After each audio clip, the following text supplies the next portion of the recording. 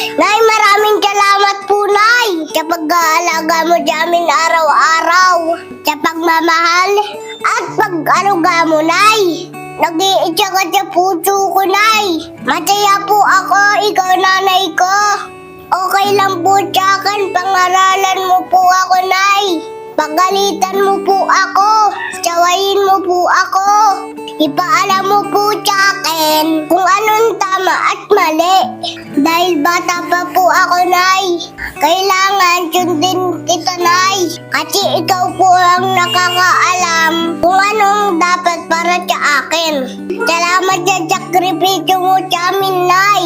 Susuklian ko po ng respeto at pagmamahal lahat ng pagod mo, Nay. Magiging mabuting bata po ako. Kagaya po ng lagi niyong sinasabi ni Tatay.